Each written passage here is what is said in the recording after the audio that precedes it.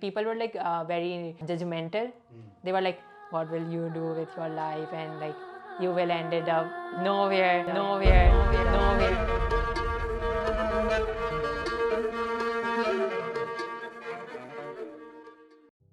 Welcome to my happy place. A place where I can travel and eat and learn about food and get to know people from around the world. Unfortunately, I realize I may not be able to do this for much longer. Just a bit of backstory, I recently lost a pretty big client and the timing of the situation is kind of the worst. So if you like this video and you want to support the channel, it would really help if you liked and subscribed to this channel.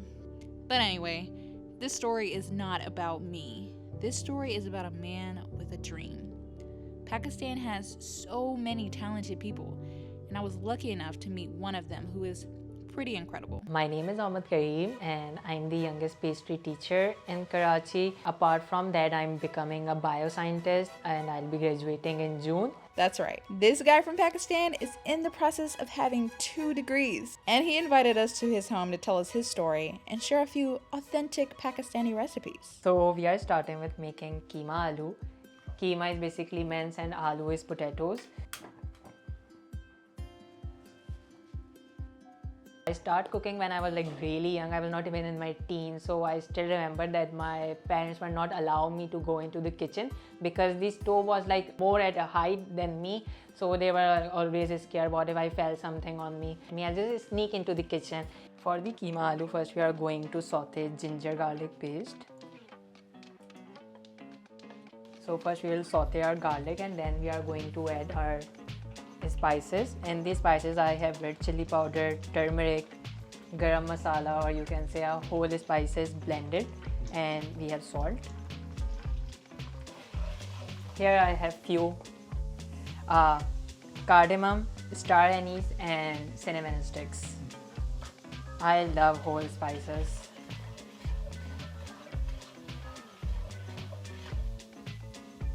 Now we are going to add yogurt.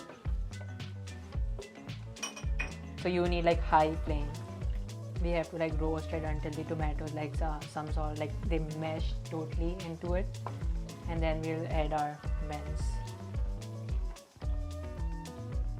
Now we are going to add our mince.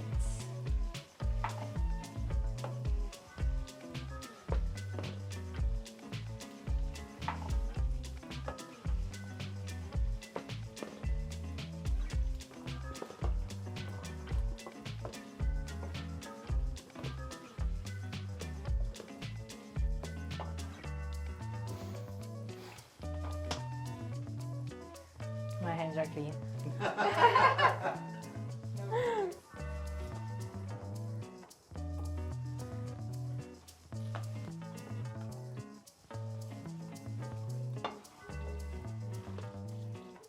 Now I'll add water in it and we'll let it cook.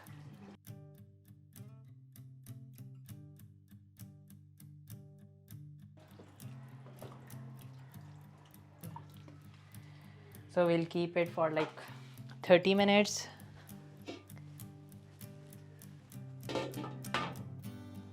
In the meantime, we will start making our tart dough. I still remember the first cake I baked was when I was in like 15-year-old, I guess. I made a blueberry cheesecake and it turned out good. So, can you tell us a little bit about desserts and sweets in Karachi and kind of what role they play? People love sweets here, and if we talk about a traditional dessert, they are like very complex to make, and like there are a huge variety. We call it in like halwa, mithaiyan in our language, and you can like say it's sweets, and they are like extremely sweet because most of sweet consist of sugar syrup in it, so you will find it in almost like every occasion. So the tart shell is very basic. So here I have 150 grams of flour, 113 grams of butter. Your butter should be like soft. When you press it, it should be like this consistency. So in our 150 grams of flour, we are going to add 113 grams of butter, and we have 50 grams of icing sugar. I enrolled myself into a baking course. It was like 3 months course. I completed it, and then I like just gave my exams and I cleared my exams, and like my college education was completed. Then I was blank what I'm going to do next. Like there was never a plan in my life. I still remember I was planning to go in medicine. I didn't get really good marks. So I was like totally blank what I'm going to do now, what will happen. And people were like very judgmental. They were like, what will you do with your life? And like, you will ended up nowhere. You have no like career. And like I have two elder sisters who are doctors and my other sister is a lawyer. Then I like decided that okay, I'll pursue my culinary field. I went to the institute, I enrolled myself. Use your fingertips while making it, because if you like use your palms or like other parts, so it will like melt the butter because our body temperature actually melts. You can even use gloves while it, but it's better to wash your hands because when you're using a glove, you don't know what consistency you want it to be. What is your favorite thing about baking? It's an art. It's very precise. You have to like give your all attention when you're baking or making something. If we talk about like a traditional cooking, even if you like make some blunders, you can like overcome it. But if in baking you have done something wrong, you have to like start from the scratch. This is whole, almost 1 egg. We are going to use half of it. Okay. We don't need lots of moisture in it, because if you add lots of moisture, when you're going to bake it, it will shrink. Why 2 degrees? People should know this, that a person can do multiple things in their life. Yeah. You have to take risks. You have to like get out of your comfort zone if you want to achieve something great in life. Yeah. So does your bioscience degree help out with the culinary side of things? Yeah. I know a lot of about like backside, what's happening when you're baking something, like the chemistry going on. I started my business 2 years back. My family, my mother and few friends like used to push me, okay, you are really good at baking, you should do something. Then I start my baking, and the good thing is that I start getting orders really early in my career. And then I got 2 interviews, people like approaching me because I was like serving something different. I have like the diverse menu in Karachi in terms of dessert. Now you don't just really like need it, you just have to make all the crumbs like come together.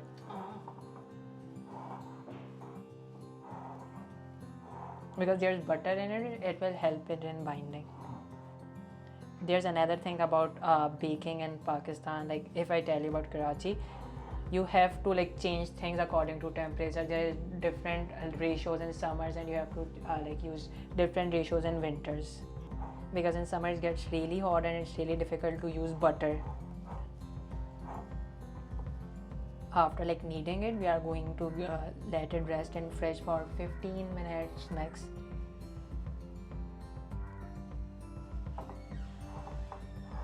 This is the sort of dough.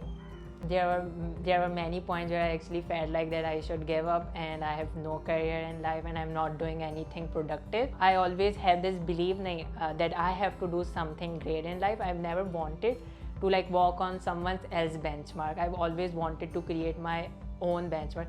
For the ganache, 200 grams chocolate, 200 grams of cream.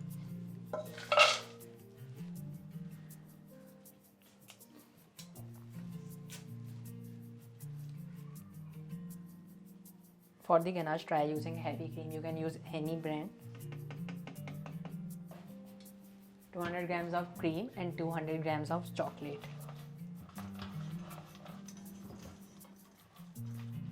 Even making a ganache is a tricky thing because most of the time people burnt it. So you need practice. People are like very scared of failures, but if you're trying to get something that you never had in your life, you will face failure.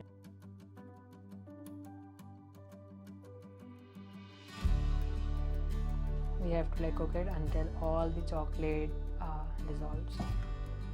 Whenever you're making ganache for filling, let it cool. So after making the dough, roll it out, use a parchment paper or butter paper and put the dough in center and like roll it out, and then place the dough in your pan, fork it so that it won't rise, and then bake it at 180 centigrade for like 15 to 20 minutes until it has like that golden brown color.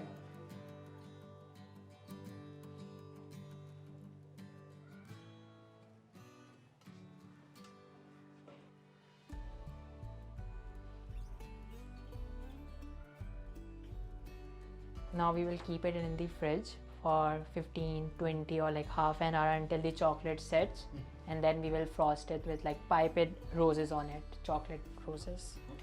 This scissor is yummy.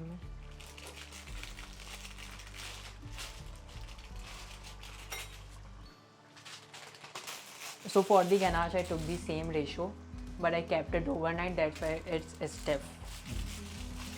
There's one more thing, whenever you are piping something, always like press the thing to like just make the air bubbles pop.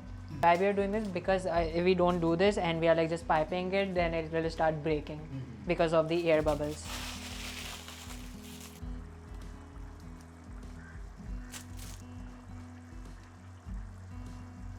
You wanna try? I'm nervous. After I graduate from my university, then I'll be opening a dessert shop. I really want to be a philanthropist in my life. I have plans that in my future I'm going to like sponsor education for children. So whatever I'll be earning from my business and everything, I will put that money to grow others. Please let me know in the comments if you'll make this recipe. After eating, Karim offered to take us to Qasr-e-Shereen, which is a very famous dessert shop here in Karachi. We didn't have too much time in Karachi, but Karim wanted to make sure we tried as many desserts as possible. And there are a lot of desserts in Karachi.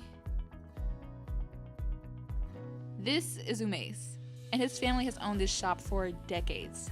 And now, he's the owner. If you visit, you should definitely check it out. I believe that God puts you in the right place at the right time. Although Karim is younger than me, he said something that I didn't really want to hear. There will be failures. I want to encourage whoever is watching this video to keep your dreams alive, even through the failures. Keep going, keep trying. If no one else believes in your dreams, just know that I believe. In the comments, I want to know, what are your dreams? And if you want to support my dreams, then hit that like and subscribe button. Next week, I'll tell you the full story of what it was like being in Pakistan from my own perspective.